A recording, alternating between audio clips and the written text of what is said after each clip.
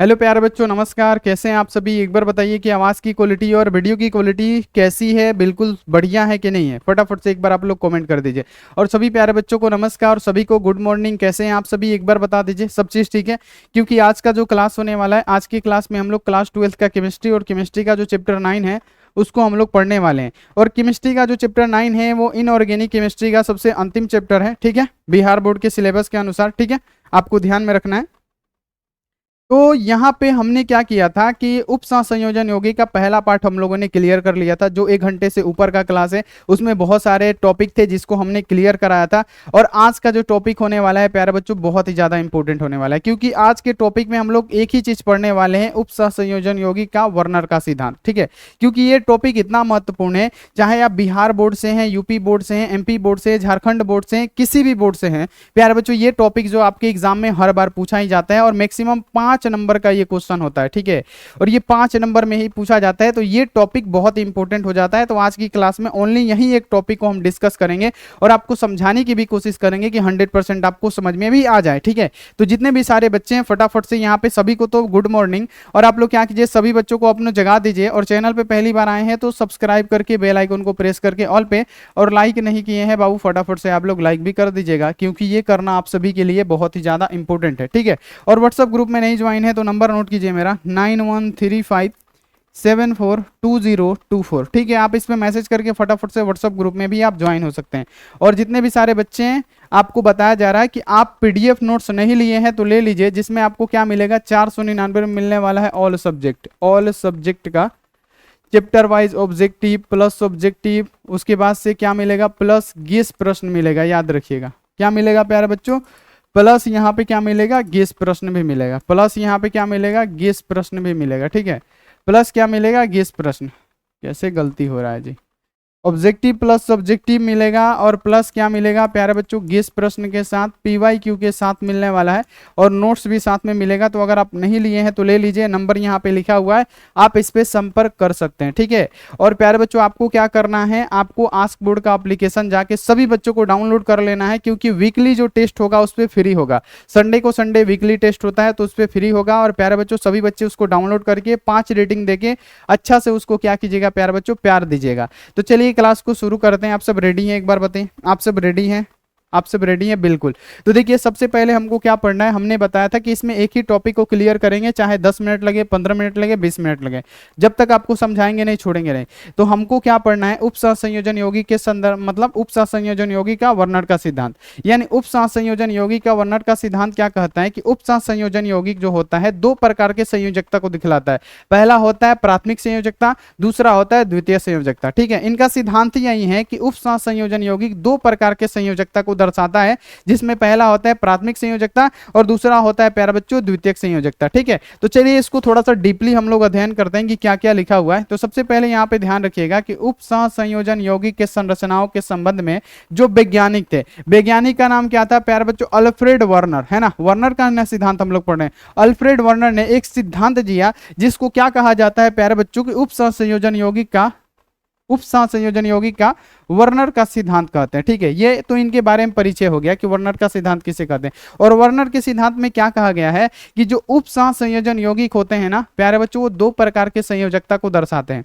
पहला होता है प्राथमिक संयोजकता, दूसरा होता है द्वितीयक संयोजकता। ठीक है, तो यहाँ पे सबसे पहले आपको बता दें कि उप संयोजन यौगिक क्या होता है। जैसे हम यहाँ पे उप संयोजन एक लिखे तो यहाँ पे क्या हो जाएगा, K4, याद रखिएगा, यहाँ पे हो जाएगा Fe, और यहाँ पे हो जाएगा Cn, और यहाँ पे हो जाएगा 6। ये हमारा क्या है, एक प्रकार का प्यारे बच्चों उप संयोजन यौगिक है। ठीक है, जिसमें आपको ध्यान में रखना है कि ये जो हमारा, याद रखना है कि Fe जो होता है, याद रखिएगा कि ये जो Fe होता है ना, सबसे पहले सभी बच्चे ध्यान में रखिएगा कि ये जो Fe होता है, Fe जो होता है ये क्या होता है हमारा, Fe जो होता है आपको ध्यान में रखना है केंद्रीय धातु परमाणु होता है, यानी सेंट्रल मेटल्स एटम्स होता है, यानी केंद्रीय धातु परमाणु हमारा होता है। ठीक है, कौन होता है, Fe हमारा क्या होता है, सेंट्रल मेटल्स एटम्स होता है। और इसके साथ एक क्या होता है, लिगेंड्स जुड़े होते हैं। इसे क्या बोलते हैं प्यारे बच्चों, लिगेंड्स, लिगेंड्स इसको बोलते हैं। ठीक है, इसको लिगेंड्स बोलते हैं। जो लिगेंड्स क्या होते हैं प्यारे बच्चों, जुड़े होते हैं, क्या होते हैं, इसके साथ एक लिगेंड्स जुड़े होते हैं।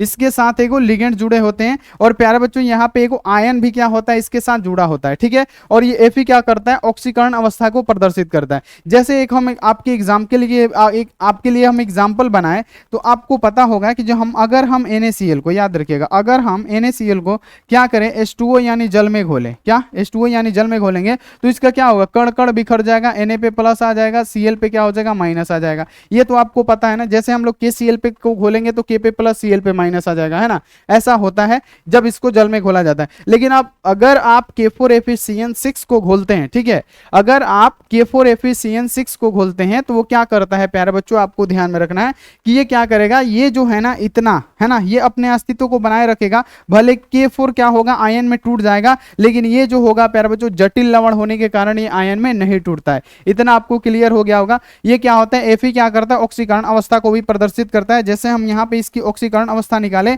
तो K का क्या होता है, 1 होता है, गुणा कर रहा है 4, ठीक है। अब यहाँ पे कुछ भी नहीं होता है, प्लस होता है। Fe का निकालना है, मान लेंगे x, ठीक है, प्लस है तो प्लस, यहाँ पे कुछ भी नहीं होता है, प्लस दिया जाता है। Cn का क्या होता है, -1 होता है, इंटू क्या हो जाएगा 6 बराबर के उधर 0, यानी क्या हो जाएगा 4 + x -6 बराबर 0, यानी x बराबर क्या होगा, ये माइनस में उधर चला जाएगा प्लस में, और ये इधर आएगा क्या हो जाएगा प्यारे बच्चों, माइनस में हो जाएगा। यानी x का वैल्यू हमारा क्या निकला, x = क्या निकला, 2 निकला, है ना। यानी प्यारे बच्चों इसका Fe का क्या हो जाएगा, +2 ऑक्सीकरण अवस्था हो जाएगा, ठीक है। इसका क्या हो जाएगा, +2 ऑक्सीकरण अवस्था हो जाएगा। तो इतना आपको क्लियर हो गया होगा। अभी तो हम बेसिक चीजें बता रहे हैं, अभी आपको अब से क्या कर रहे हैं, वर्नर का सिद्धांत अब हम आपको बताने जा रहे हैं। वर्नर का सिद्धांत क्या कहता है, वर्नर का सिद्धांत के अनुसार उप संयोजन यौगिक क्या होता है, 2 प्रकार के संयोजकता को दर्शाता है। पहला होता है प्राथमिक संयोजकता, दूसरा होता है द्वितीय संयोजकता। इतना क्लियर हुआ, इतना क्लियर हुआ, ठीक है, इतना क्लियर हुआ। तो अब देखिए अभी आपको कैसे पूरा चीज आपको समझ में आने वाला है। अभी देखिए सारी चीजें आपको कैसे समझ में आने वाली है, ठीक है। सबसे पहले हम क्या करते हैं, प्राथमिक संयोजकता क्या होता है, ठीक है। प्राथमिक संयोजकता के बारे में बात करें उससे पहले हम क्या करते हैं, उप संयोजन यौगिक लिख लेते हैं। कितने बच्चे रेडी हैं, एक बार बता दीजिए बाबू, कितने बच्चे रेडी हैं। सबसे पहले हम एक उप संयोजन यौगिक लिख देते हैं। यहाँ पे याद रखिएगा CO, और यहाँ पे क्या हो जाएगा NH3, एगो हम यौगिक लिख देते हैं, और यहाँ पे क्या हो जाएगा 6, और यहाँ पे लिख देते हैं Cl, ठीक है। ये हमारा क्या है, मान लीजिए कि एक प्रकार का एक उप संयोजन यौगिक है। तो इसमें क्या कहा जाता है आपको बताना है। यहाँ पे सबसे पहले समझिएगा कि पहला बताया जा रहा है कि प्राथमिक संयोजकता सामान्य रूप से आयनिक होते हैं। प्राथमिक संयोजकता सामान्य रूप से क्या होते हैं, आयनिक होते हैं। जैसे हम प्यारे बच्चों क्या कहें, सबसे पहले हम आपको समझा देते हैं कि ये प्राथमिक संयोजकता क्या होता है। प्राथमिक संयोजकता को समझने से पहले सबसे पहले समझिएगा प्यारे बच्चों कि CO के साथ कोगो, यहाँ पे आपको याद रखना है कि CO के साथ कोगो एमीन जुड़ा हुआ है, तो आप बोलेंगे 6 गो एमीन जुड़ा हुआ है। तो हम क्या करते हैं, यहाँ पे लिख देते हैं CO, और इसके साथ कोगो एमीन जोड़ देते हैं। तो यहाँ पे याद रखना है कि 6 गो है, तो हम NH3 यहाँ पे कोगो जोड़ देते हैं।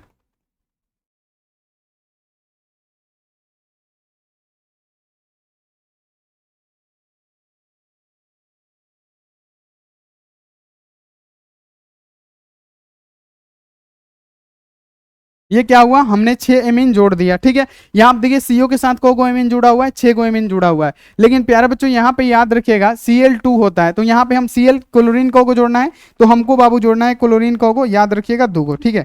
हमको कितना क्लोरीन जोड़ना है चेला, तो हमको 2 गो क्लोरीन जोड़ना है। अभी आपको कुछ नहीं समझ में आएगा, फिर भी कोई बात नहीं, हमें समझा देंगे। देखिए कोगो जोड़ना है, 2 गो जोड़ना है। तो यहाँ पे हम क्या कर रहे हैं, एगो यहाँ पे क्लोरीन जोड़ दे रहे हैं, ठीक है, एगो यहाँ पे हम क्लोरीन जोड़ देंगे, ठीक है। एक यहाँ पे एगो यहाँ पे हम क्लोरीन जोड़ दे रहे हैं। अभी आपको नहीं भी समझ में आएगा तो टेंशन ना लीजिएगा, हमें समझा देंगे, ठीक है। यहाँ पे क्या है, हम यहाँ पे Cl लिख दे रहे हैं और Cl लिख दे रहे हैं, क्योंकि क्या है आपको यहाँ पे इतना ध्यान रखना है कि CO के साथ 6 गो एमीन जुड़ा हुआ है, NH3, है ना। ये एमीन हम लोग जोड़ दिए, और क्लोरीन 2 गो है तो 2 गो हम लोग जोड़ दिए। तो अगर आपसे पूछेगा कि वर्नर का सिद्धांत क्या है, तो आपको इतना बताना है कि वर्नर के सिद्धांत के अनुसार उप संयोजन यौगिक 2 प्रकार के संयोजकता को दर्शाएगा, 2 प्रकार के संयोजकता दिखलाता है, जिसमें क्या है, प्राथमिक संयोजकता। प्राथमिक संयोजकता क्या होता है, ये जो Cl होता है ना, ये हमारा क्या है, प्राथमिक संयोजकता है। प्राथमिक संयोजकता क्या होता है, कभी भी कोष्ठ के बाहर होता है। प्राथमिक संयोजकता कभी भी इस कोष्ठ के बाहर होगा, तो ये Cl हमारा क्या होगा, प्राथमिक संयोजकता होगा। तो यहाँ पे चलिए प्राथमिक संयोजकता के बारे में क्या क्या बताया गया है। तो याद रखिएगा कि जो प्राथमिक संयोजकता होता है सामान्य रूप से आयनित होता है। यानी आपसे बोला जा रहा है कि ये जो प्राथमिक संयोजकता है, जो कोष्ठ के बाहर होगा वो क्या होगा, प्राथमिक संयोजकता होगा। तो जो कोष्ठ के बाहर होता है वो प्राथमिक संयोजकता, तो ये बोला जाता है कि आयनीकृत होता है। तो सही बात है, यहाँ पे हम आपको क्या बताएं कि जब इसको घोला जाएगा तो ये अपने अस्तित्व को बनाए रखेगा। हम कई बार बार बता चुके हैं। बाकी Cl क्या होगा, टूट जाएगा। अगर मान लीजिए यहाँ पे कि हम NaCl को घोलते हैं, ठीक है, हमने NaCl ज्यादा लिया, क्योंकि जब हम इसको यहाँ पे H2O के साथ घोलेंगे, जल के साथ घोलेंगे, तो ये क्या होगा, Na पे प्लस हो जाएगा और Cl पे क्या हो जाएगा, माइनस हो जाएगा। तो ये हमारा क्या हो रहा है, आयनित हो रहा है, आयनित हो जा रहा है ना। लेकिन ये क्या करेगा, अपने अस्तित्व को बना के रखेगा। तो यहाँ पे याद रखना है कि जो प्राथमिक संयोजकता होता है, क्या होता है प्यारे बच्चों, याद रखना है कि आयनित होते हैं। तो पहला यहाँ पे टॉपिक हम लोग का मिल गया कि प्राथमिक संयोजकता क्या होता है, हमारा आयनिक होता है। और ये आप ऐसे भी लिख सकते हैं कि जो प्राथमिक संयोजकता होता है कभी भी कोष्टक के बाहर ही होता है, ठीक है, क्योंकि ये जटिल लवण के साथ नहीं होता है। ये क्या होता है प्यारे बच्चों, आयनीकृत हो जाता है, जबकि ये आयनीकृत नहीं होगा, ठीक है, इतना क्लियर हो गया। तथा यह ऋणात्मक आयनों के द्वारा क्या होता है प्यारे बच्चों, संतुष्ट होता है। ये जो होता है ना, याद रखने की जितने भी प्राथमिक संयोजकता होते हैं उसमें ऋण आवेशी होगा, ये ऋण आयनों के द्वारा क्या होंगे, संतुष्ट होंगे 100%, ठीक है। यहाँ पे याद रखिएगा कि जब NaCl टूटा तो Na पे प्लस Cl पे माइनस आया तभी ये संतुष्ट होगा। ऐसे नहीं होगा कि सिर्फ ये Na पे प्लस आया तो ये संतुष्ट हो गया, नहीं, इसके साथ ये Cl पे माइनस आया तभी ये संतुष्ट हुआ। तो आपको यही बताया जा रहा है कि ऋण आयनों द्वारा संतुष्ट होते हैं। और याद रखिएगा कि इनका मान प्रत्येक धातु के लिए निश्चित नहीं होता है। याद रखना है कि जो इनका मान होता है ना, प्रत्येक धातु के लिए निश्चित नहीं होता है। यहाँ पे अगर Cl2 है तो कोई धातु होगा तो वहां पे Cl3 भी हो जाएगा, ठीक है। तो ये क्या होता है, आपको ध्यान में रखना है कि प्रत्येक धातु के लिए निश्चित नहीं होता है। और साथ में लिखना है कि प्राथमिक संयोजकता को रेखाओं यानी डॉटेड लाइन से यहाँ पे क्या किया जाता है, प्रदर्शित किया जाता है। जैसे हमने ये क्या बोला कि Cl क्या है, हमारा प्राथमिक संयोजकता है, और प्राथमिक संयोजकता को किसके द्वारा प्रदर्शित करते हैं, तो डॉटेड लाइन से प्रदर्शित करते हैं। तो ये भी आपको लिख देना है। तो वर्नर का सिद्धांत यही है, फिर से सुनिए कि वर्नर का सिद्धांत क्या है। तो वर्नर का सिद्धांत ये बोलता है प्यारे बच्चों उपसंयोजन यौगिक के बारे में कि उपसंयोजन यौगिक दो प्रकार के संयोजकता को दिखलाता है, जिसमें प्यारे बच्चों प्राथमिक संयोजकता जो होता है प्यारे बच्चों, जो कोष्टक के बाहर होता है ना, कोष्टक के जो बाहर होता है वो प्राथमिक संयोजकता होता है। और ये हमेशा ऋण आयनों के द्वारा ही संतुष्ट होता है। अगर KCl को हम तोड़े, याद रखिएगा, अगर KCl को तोड़े तो K पे प्लस होगा, लेकिन क्या होगा, फिर Cl पे माइनस होगा, तभी तो ये संतुष्ट होगा। तो ये क्या होगा, ऋण आयनों के द्वारा ही ये संतुष्ट होते हैं। और इनको किससे प्रदर्शित किया जाता है, तो डॉटेड लाइन से ये प्रदर्शित किया जाता है। और ये आयनीकृत हो जाते हैं, यानी ये टूट जाते हैं आयनों में, जबकि ये हमारा होता है जटिल लवण होने के कारण ये नहीं टूटता है। इतना आपको क्लियर हो गया, इतना आप लोग क्लियर हो गया। और इसे डॉटेड लाइन से प्यारे बच्चों क्या किया जाता है, दर्शाया जाता है। तो ये आपको प्राथमिक संयोजकता समझ में आया कि नहीं आया, प्राथमिक संयोजकता आ गया। अब चलिए द्वितीय संयोजकता के बारे में पढ़ते हैं कि द्वितीय संयोजकता क्या होता है। ये 5 नंबर का क्वेश्चन है, सेम टू सेम आपको बनाना है। द्वितीय संयोजकता क्या है, यहाँ पे आप लोग समझिए कि द्वितीय संयोजकता क्या कहता है। चलिए, द्वितीय संयोजकता क्या कहता है, द्वितीय संयोजकता आयनित नहीं होता है ना। आपको बताना है कि जो द्वितीय संयोजकता होता है आयनित नहीं होता है। जैसे हमने क्या लिखा था प्यारे बच्चों, यहाँ पे याद रखिएगा कि हमने लिखा था CO, याद रखिएगा कि NH3 6, और यहाँ पे क्या लिखा था, Cl2 लिखा था। ये हमने क्या लिया था, एक उपसंयोजन यौगिक लिया था। देख लीजिए पीछे, हमने यही एक उपसंयोजन यौगिक लिया था ना। अब देखिए, अब हम क्या करते हैं, अब द्वितीय संयोजकता के बारे में पढ़ते हैं। तो सबसे पहले हम इसका फिर से स्ट्रक्चर बना लेते हैं। स्ट्रक्चर कैसे बनेगा कि CO के साथ को जुड़ा है जी, तो CO के साथ 1 2 3 4 5 6, ठीक है। ये क्या जुड़ा है, हमारा NH3 जुड़ा है। तो हम यहाँ पे NH3 लिख देंगे, यहाँ पे क्या लिखेंगे, NH3 हम लिख देंगे। यहाँ पे NH3, क्योंकि 6 को जुड़ा है ना, तो यहाँ पे हम लोग क्या करना पड़ेगा, ये लिखना पड़ेगा, ये हमको लिखना पड़ेगा, ठीक है। और प्यारे बच्चों, हमने डॉटेड लाइन से किसको प्रदर्शित किया था, तो आपको भी पता है कि हमने डॉटेड लाइन से प्यारे बच्चों किसको प्रदर्शित किया था। तो जो हमारे, याद रखना है कि जो हमारे, मान लीजिए कि जो हमारे प्राथमिक संयोजकता होते हैं उसे हम लोग क्या करते हैं, डॉटेड लाइन से प्रदर्शित करते हैं। जैसे हमारा क्या हो गया, यहाँ पे Cl, एगो Cl और ये दूगो Cl, क्योंकि दूगो Cl है तो दूगो Cl लिख दिया। हमने प्राथमिक संयोजकता में ये पढ़ा कि जो प्राथमिक संयोजकता होते हैं ये आयनीकृत होते हैं, यानी आयन में टूट जाते हैं, है ना, घुल जाते हैं। और ऋण आयनों के द्वारा ये क्या होते हैं, संतुष्ट होते हैं, ये भी हमने आपको बताया। और इन्हें डॉटेड लाइन से प्रदर्शित किया जाता है, ये भी हमने बताया। और आपको ये भी बताया था कि जो भी प्राथमिक संयोजकता होगा ये कोष्टक के बाहर ही होगा, कोष्टक के बाहर ही होते हैं, या आगे होंगे पीछे होंगे उससे मतलब नहीं है। प्राथमिक संयोजकता कोष्टक के बाहर ही लिखे जाते हैं। इतना आपको प्राथमिक संयोजकता के बारे में समझ में आ गया होगा। अब चलिए द्वितीय संयोजकता क्या होता है, अब हम आपको समझाते हैं कि द्वितीय संयोजकता आयनित यहाँ पे क्या होती है प्यारे बच्चों, नहीं होती है। अगर आप इसको तोड़िएगा ना तो ये अपने अस्तित्व को बना के रखेगा। ये क्या करेगा, अस्तित्व को बना के रखेगा, ये टूटेगा ही नहीं। ये अपने अस्तित्व को बना के रखेगा, ये टूटेगा नहीं। तो पहली बात कि ये आयनित नहीं होता है, तथा यह उदासीन परमाणुओं तथा ऋण आयनों द्वारा संतुष्ट होता है। जैसे हमने आपको बताया कि केंद्रीय धातु परमाणु के साथ इसके साथ एक लिगेंड जुड़ा होता है, और बाहरी कोष्ठ के बाद क्या होता है, एगो प्यारे बच्चों, यहाँ पे कोई भी, यहाँ पे क्लोरीन फ्लोरीन कुछ भी हो सकता है, ऋण आयन, यहाँ पे आपको याद रखना है कि कोई भी यहाँ पे आयन हो सकते हैं, कोई भी आयन होगा, बाहर जो होगा वो आयन होगा, ठीक है। ये तो हमने आपको समझाया है, ठीक है। तो यहाँ पे द्वितीय संयोजकता क्या कहता है कि यह उदासीन, यहाँ पे याद रखिएगा कि उदासीन अणुओं अथवा ऋणात्मक आयनों द्वारा संतुष्ट होते हैं। यानी कहने का मतलब ये जो केंद्रीय धातु परमाणु होता है ना, इसके साथ कोई भी लिगेंड जुड़ सकता है, यानी ऋण आयन और यहाँ पे उदासीन। यानी आपको पता है कि उदासीन प्यारे बच्चों क्या होते हैं, आवेशों के आधार पे उदासीन प्यारे बच्चों क्या क्या होते हैं, ऋणात्मक भी होते हैं, धनात्मक भी होते हैं। धनात्मक यहाँ पे लिगेंड्स, ऋणात्मक लिगेंड्स, उदासीन लिगेंड्स, ये तो हमने आपको बता रखा है। तो अगर आपसे बोला जाए कि द्वितीय संयोजकता के बारे में, तो पहले तो ये आयनीकृत नहीं होंगे क्योंकि ये जटिल आयन होते हैं, ये टूटते नहीं है, ठीक है, ये आपको ध्यान में रखना है। जबकि ये क्या होता है, प्राथमिक संयोजकता क्या होता है, टूट जाता है और ऋण आयन के द्वारा संतुष्ट होता है। और ये किससे संतुष्ट होता है, आपको याद रखना है कि ये तो पहली बात आयनीकृत नहीं होगा, और दूसरी बात आपको याद रखना है सबसे पहले कि ये उदासीन लिगेंड हो, चाहे ऋणात्मक लिगेंड हो, चाहे धनात्मक लिगेंड हो, ये क्या होता है प्यारे बच्चों, इसी से क्या होता है प्यारे बच्चों, संतुष्ट होता है। क्यों संतुष्ट होता है, क्योंकि प्यारे बच्चों इसमें से क्या करता है कि ये अमोनिया होता है ना, ये इसको दान दे देता है ना, कोबाल्ट को दान देता है, ठीक है। ये आपको ध्यान में रखना है, ठीक है बाबू, समझ में आया, समझ में आया बाबू, समझ में आया, ठीक है, ठीक है, ठीक है, ठीक है, ठीक है, चले बहुत बढ़िया, ठीक है बाबू। यहाँ पे याद रखिएगा कि जो द्वितीय संयोजकता होता है, लिगेंड से क्या करता है, इलेक्ट्रॉन ग्रहण करता है। याद रखिएगा कि ये जो द्वितीय संयोजकता होता है ना, द्वितीय संयोजकता क्या है, तो कोबाल्ट है और NH3 है ना, यही ना हमारा द्वितीय संयोजकता है। तो ये द्वितीय संयोजकता क्या करता है, NH3 से क्या करता है प्यारे बच्चों, कोबाल्ट को, मतलब जो कोबाल्ट होता है प्यारे बच्चों, इलेक्ट्रॉन को ग्रहण करता है। यानी ये डोनर होता है, ये ग्रहण करने वाला होता है, ठीक है। तो ये आपको ध्यान में रखना है। तो ये इतना आपको ध्यान में आ गया। यानी बोला जा रहा है कि यह उदासीन परमाणुओं अथवा ऋण आयनों द्वारा संतुष्ट होता है। तो आपको पता है कि यहाँ पे लिगेंड्स कोई सा भी लिख सकते हैं, धनात्मक, ऋणात्मक, चाहे उदासीन, कोई भी लिख सकते हैं, उससे ये क्या होगा, संतुष्ट होगा। ये आपको पता होना चाहिए। इसीलिए याद रखना है कि मान प्रत्येक धातुओं के लिए निश्चित होता है, इसलिए इसका जो मान होगा ना प्रत्येक धातुओं के लिए निश्चित होगा, ठीक है। यानी इसका 6 है तो 6 मान है, ठीक है।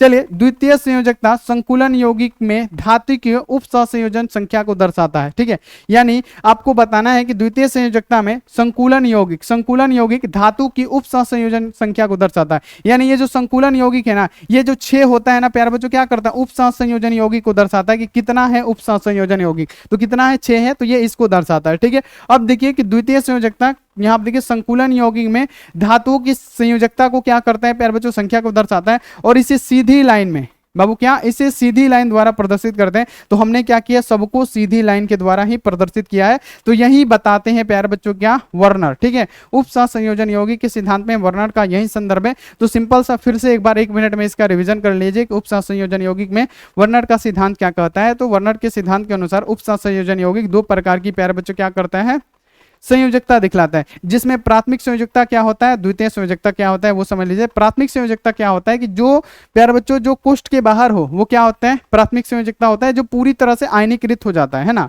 प्यारे बच्चों। और ये ऋण आयनों के द्वारा ही संतुष्ट होता है। जैसे हमने आपको बताया कि कोई भी टूटेगा NaCl तो Na पे प्लस आएगा, लेकिन Cl पे माइनस आएगा, तभी वो संतुष्ट होगा। तो ये ऋण आयनों के द्वारा संतुष्ट होता है। और आपको इतना याद रखना है कि इसको डॉटेड लाइन से हम लोग क्या करते हैं, प्रदर्शित करते हैं। डॉटेड लाइन से इसे हम लोग प्रदर्शित करते हैं। इतना आपने जाना, ठीक है, इतना आपने क्या हुआ, जाना।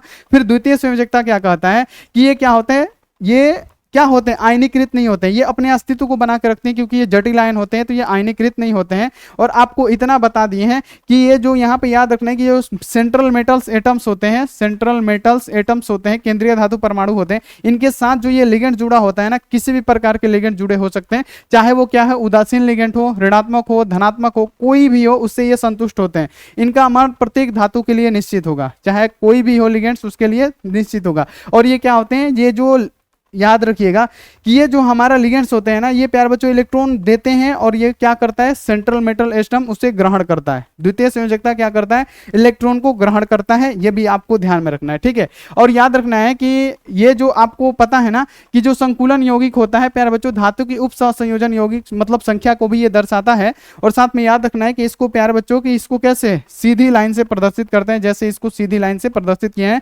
जबकि आपको याद रखना है कि प्राथमिक संयोजकता को हम लोग डॉटेड लाइन से प्रदर्शित करते हैं। तो ये है प्यारे बच्चों उप सहसंयोजन यौगिक का मतलब वर्नट का सिद्धांत। तो ये सिद्धांत उम्मीद है कि आपको पूरा समझ में आ गया होगा। अगर आ गया है प्यारे बच्चों तो फटाफट से एक बार आप लोग लाइक कीजिए, सब्सक्राइब कीजिए और वीडियो को क्या कीजिए प्यारे बच्चों शेयर कीजिए।